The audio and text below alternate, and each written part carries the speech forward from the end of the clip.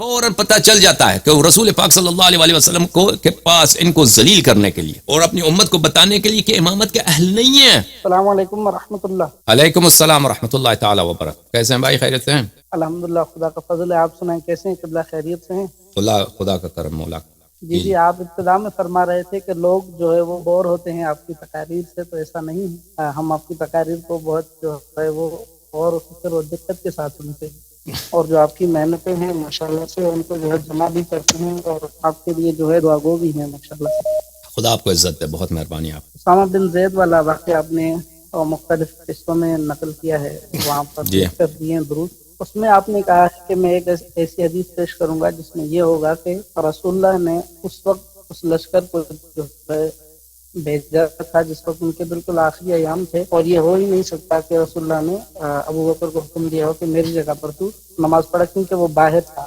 تو وہ روایت آپ نے یعنی نقل نہیں کی، اگرچہ آپ نے کون سی روایت سے جو ہے وہ ہمیں پتہ نہیں چلا کون سی روایت میں کیا ہے؟ آپ نے فرمایا تھا لیکچر میں، جی آپ نے فرمایا تھا لیکچر میں کہ ایک روایت آگے چل کر ہم ایسی بھی پیش کریں گے کہ جس میں اس بات کی دلیل ہوگی کہ رسول اللہ نے اپنے آخری ایام میں ابو بکر کو باہر بھیج دیا تھا، یعنی اسامہ کے ساتھ، اسامہ بن زید کے ساتھ۔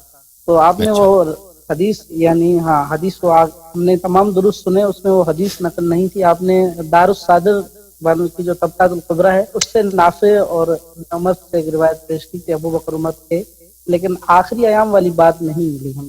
وہ روایت اگر مل جاتی تو بہت عمدہ ہو جاتا۔ اچھا ٹھیک۔ اور جناب اور قبلہ اسی حدیث غدیر کے متعلق ایک جو یا ایھا الرسول بلغ والی آیت ہے، اس میں علی بن عابس کوفی الاسدی ہیں، ان کی توثیق کی درکار تھی، اس پر جو ہے جرح کرتے ہیں کہ اس پر جرح ہے اور یہ روایت ثابت نہیں ہے۔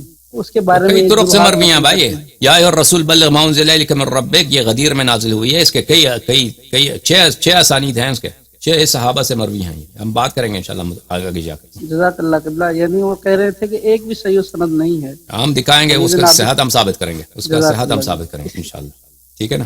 جزاک اللہ قبلہ، پروردگار عالم آپ کو شکرم رکھے۔ ٹھیک ہے، خدا آپ کو عزت ہے، بہت مہربانی۔ دیکھیں عزیزو، یہ جو اسامہ بن زید کی ہے، اب مجھے نہیں معلوم کہ میں نے وہاں پہ 2-3 سال ہو گئے، 4 سال ہو گئے، وہاں پہ میں نے تقریر کی ہے، وہاں پہ میں نے کیا کہا تھا وہ دیکھنا سننا ہوگا کس حدیث کی طرف وہ اشارہ کر رہے ہیں۔ لیکن یہ کہ ابو بکر اپنے آپ کو اسامہ کے نزدیک، اسامہ کون تھا؟ اسامہ 15 16 17 سال کا ایک نوجوان، بالکل کالا ہونا کوئی عیب نہیں ہے، اس کا ناک جو بالکل چپٹا ہوا، کیونکہ وہ ایمن کے بیٹے تھے اور ایمن حبشی تھی، اور یہ جو بالکل رات کی طرح سیاہ تھا، کیونکہ عرب اس زمانے میں عرب جو تھے وہ بڑے نسل پرست، اب بھی بہت نسل پرست۔ اب آپ پاکستانی آپ جاتے ہیں سعودی عرب جاتے ہیں، آپ کے ساتھ کیا وہ کس طرح کا وہ آپ کے ساتھ معاملہ کرتے ہیں سعودی والے؟ پاکستانی افغانی کو یہ تو حیوان سے بھی کمتر سمجھتے ہیں، آپ کو تو پتہ ہے کیونکہ نسل پرستی ہے، ٹھیک ہے مسلمان ہے لیکن نسل پرست ہیں۔ یورپینز کی وہ بہت قدر کرتے ہیں، کالے کے کیا عزت، اور بالخصوص اس زمانے میں عرب جو تھے، بالخصوص قریش جو تھے، وہ تو کالوں کو تو انسان بھی نہیں سمجھتے تھے۔ تو رسول پاک صلی اللہ علیہ وسلم نے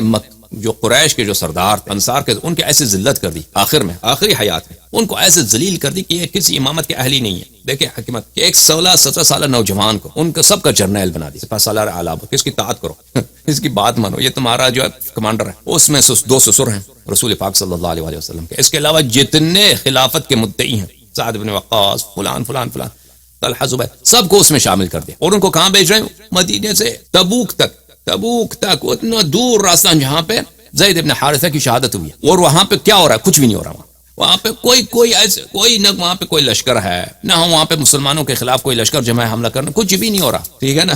بلا وجہ رسول پاک صلی اللہ علیہ وسلم کی اگر حکمت کو اگر کوئی دیکھیں، فوراً پتہ چل جاتا ہے کہ وہ رسول پاک صلی اللہ علیہ وسلم کو کے پاس ان کو ذلیل کرنے کے لیے اور اپنی امت کو بتانے کے لیے کہ امامت کے اہل نہیں ہیں، ان کو خود پتہ ہے کہ وفات ہونے والے ہیں، بیمار ہیں، وہ چل بھی نہیں سکتے، کہتے ہیں تم نکل جاؤ یہاں سے، جاؤ سب بھاگو، جاؤ روم کی طرف چلے جاؤ، نکال رہے ہیں۔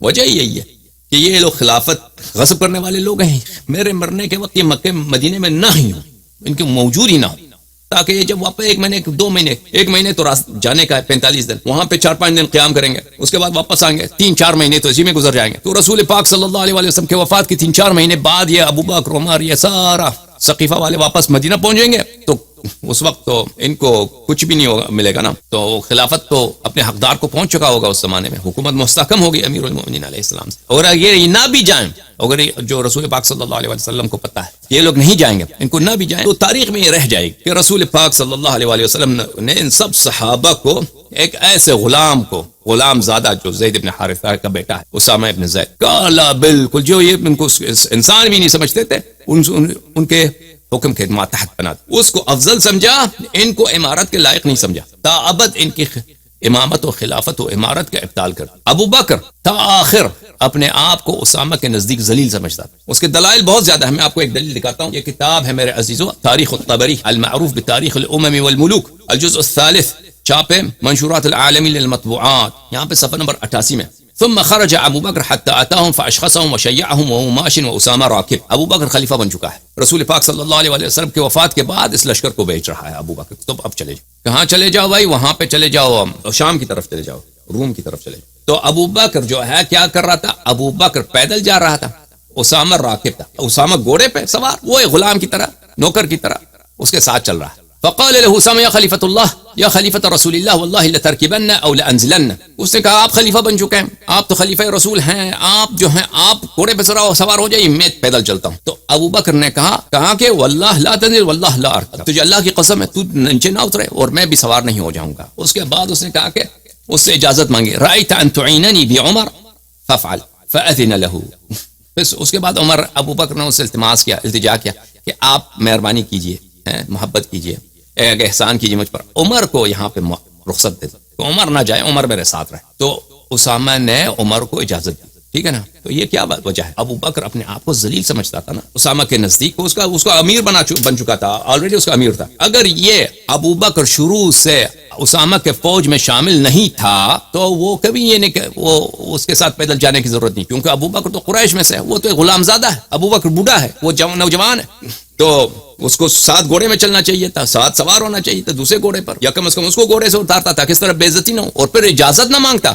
آپ میرے سردار تو نہیں ہیں، میں خود اب خلیفہ ہوں، اب عمر نہیں جائے گا. یہ کتاب تاریخ طبری ہے، جلد دوم، اردو زبان میں ترجمہ ہو چکا ہے اس کا. یہی ترجمہ دیکھ صفحہ نمبر 38 میں. انہوں نے اسے روانہ کیا اور خود پیادہ اس کی متابعت کی. اسامہ اونٹ پہ سوار تھے اور عبد الرحمن ابن عوف ابو بکر کے گھوڑے کو آگے سے لگام پکڑ کر لا رہے تھے. اسامہ نے کہا یا خلیفۃ الرسول، یا آپ بھی سوار ہو جائیں ورنہ میں اتر جاؤں گا. ابو بکر خود پیدل جا رہا تھا، اس کا گھوڑا جو ہے عبد الرحمن ابن عوف کے ہاتھ میں ہے، ورنہ میں اتر جاتا ہوں. ابو بکر نے کہا دونوں باتیں نہیں ہو سکتی، نہ تم اتر سکتے اور نہ میں سوار ہوں گا. چلتے چلتے جب وہ ٹھہرے، انہوں نے اسامہ سے کہا بہتر ہوتا کہ عمر کو تم میرے پاس چھوڑ جاتے. اسامہ نے کہا بہتر ہے ان کو لے جائیے، ٹھیک ہے نا.